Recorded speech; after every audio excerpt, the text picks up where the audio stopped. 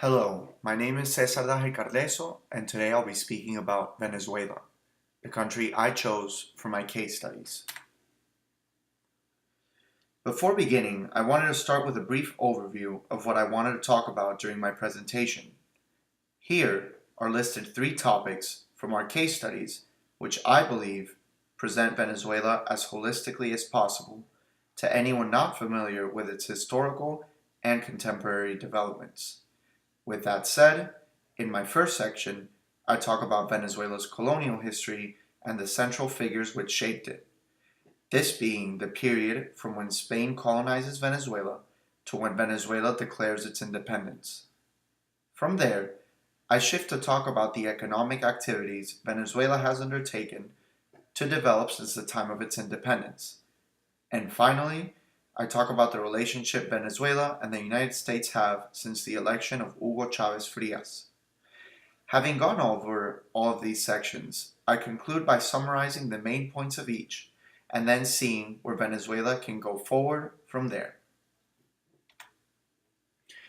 My first section, as I said, is Venezuela's colonial history and central figures. It is a time period which ranges from 1521 to 1830. In 1521, Spain officially colonizes Venezuela and integrates it to the Viceroyalty of New Granada, which was ruled by a viceroy in present-day Bogotá, Colombia. Like we learned in other colonies, Spain mainly used Venezuela to extract resources. It imported slaves to work in its plantations, to raise its cattle, and to extract gold from the several mines throughout the country. Whatever goods came out of this work were mostly sent back to Spain so as to enrich its coffers and fund its European activities. By the beginning of the 1800s, Spain's expenditures in Europe grew costlier, so it ramped up the extraction of resources from Venezuela. By doing so, Spain began to alienate Creoles, or people born in Venezuela but of European descent. Aside from increasing the demand of resources, Spain also imposed high taxes, limited opportunities for social mobility, racial discrimination, and widespread mismanagement. As a result, Creoles were already considering and talking openly about rebellion. In 1811, 3 radicals within Venezuela's newly formed separatist government pushed for unconditional independence. They were Simón Bolívar, Francisco de Miranda, and José Félix Rivas. Later that year, Venezuela went on to become the first South American nation to formally sever its ties to Spain. While Francisco de Miranda and José Félix Rivas were captured by the Spanish, Simón Bolívar managed to build on their successes and eventually liberate Venezuela in 1820. In this slide, I'd like to point out the picture at the bottom, which is a depiction of the Viceroyalty of New Granada. We can see it is situated in the north of South America and in part of Central America. It is comprised of Panama, Ecuador, parts of Peru and Brazil, Colombia, Venezuela, and Guyana. I would also like to take the opportunity to highlight this painting of the Venezuelan Declaration of Independence. It is called the 5th of July, and it is made by Juan Loera. Shown here are Francisco de Miranda in the front, José Félix Rivas to his side, and Simón Bolívar, a little obscured in between them. Now I will talk about the post-independent economic development, which is a period ranging from 1830 to 1998. After its independence, Venezuela inherited colonial debt from Spain. This was a common trend for formal colonies, in which they would declare independence from Spain but still be held accountable for the expenditures Spain made in each territory. To pay its inherited debt, Venezuela took out loans from Germany, Britain, and Italy, and it also centered its economy around agriculture. But this was to little avail, because Venezuela's ports were blocked by its creditors after defaulting on its foreign loans in 1902. However, Venezuela recovered quickly. After 6 years, it became one of the world's largest oil exporters under the leadership of Juan Vicente Gómez. But in 1989, Venezuela's economy lagged again due to governmental mismanagement. As a result, Venezuela elected hardliner Carlos Andrés Pérez. His administration grew increasingly popular after boosting the economy through the use of loans from the International Monetary Fund, or the IMF. Here's evidence another common trend in the region, where underdeveloped Latin American countries exchange their European loans for North American loans. Since the United States runs the IMF, then they become indebted to North America. For these loans, the IMF pushed neoliberal policies favorable to the United States and its interests within these countries. In the case of Venezuela, the IMF demanded a single floating exchange rate, the liberalization of interest rates, and higher prices for state-produced goods and services, such as electricity and gasoline, both of which the U.S. had heavily invested in Venezuela. But Pérez's popularity sunk after his decision to impose these neoliberal reforms. Mass popular protests ensued over the rise of the price of goods, and this was especially true for the rise of the price of previously cheap oil. These increases gave rise to the election of Hugo Chávez Frías in 1998, whose legacy still weighs on Venezuelans today. So again, to briefly explain the pictures that are present in the slide, in the top center, we have a German gunboat. Imagine this would be similar gunboat which blockaded the ports of Venezuela. To the right is an oil refinery plant, or more specifically, the type of oil refinery plants that Venezuela was erecting during its 1908 and 1935 oil boom. Below that is the headquarters of the International Monetary Fund, and to the left is former Venezuelan President Hugo Chávez Frías. I'd like to also say that it's a humorous picture there, but Chávez is anything but a humorous figure. My last topic is a relationship the United States and Venezuela have today.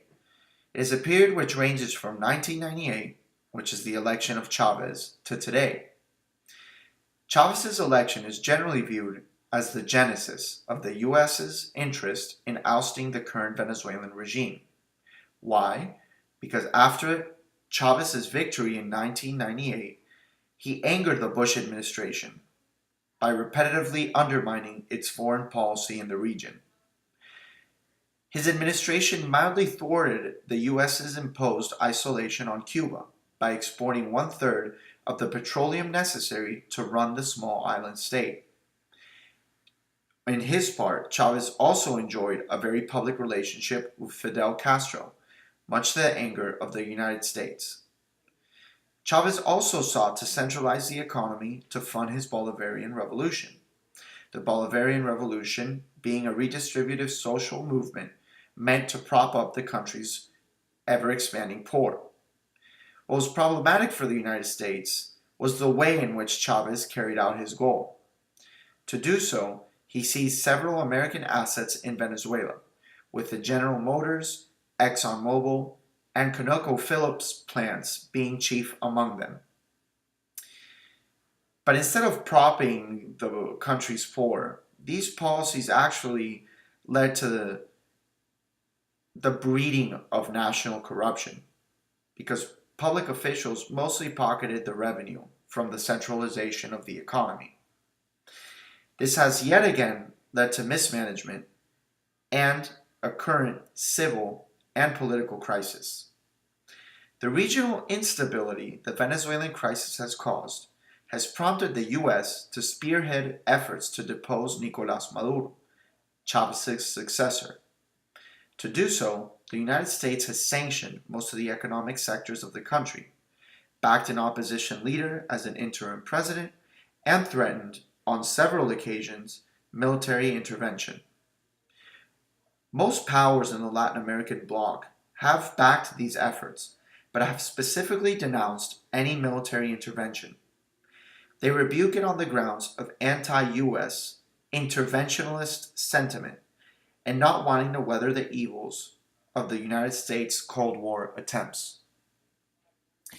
So depicted in this slide, to the bottom right, is Nicolás Maduro and his predominantly military administration, because that's what he's resorted to maintain control over the country, military rule.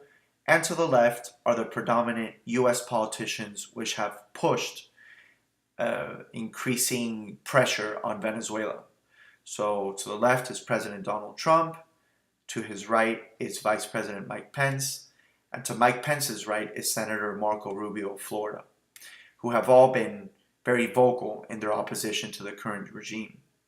And pictured with them is the wife of jailed opposition leader Leopoldo Lopez. Her name is Lilian Tintori, and she has taken part in a lot of lobbying efforts to ratchet up that pressure on Venezuela as well.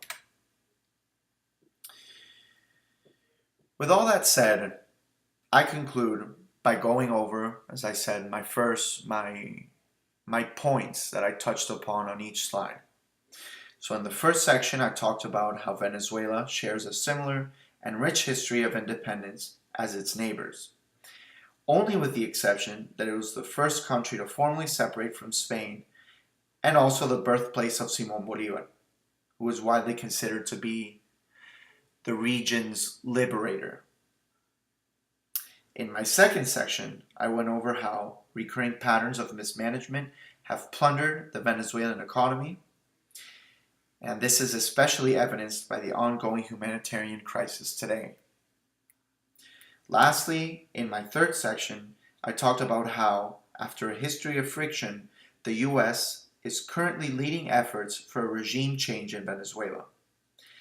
And all this occurring while Venezuela is weathering one of the worst political crises it not only has seen in its history, but that the region has seen as well. But I want to conclude on a positive note. I believe that from this crisis, Venezuela has the potential to recover. It can reign in prosperity again, given it is a resource-rich country and an exporter not only of resources but of human capital as well. A lot of educated people have left Venezuela, and hopefully with the resolution of this crisis, they will return and contribute with their knowledge to the betterment of the country. With that, not only Venezuela has the potential to benefit itself, but the region as a whole. Thank you.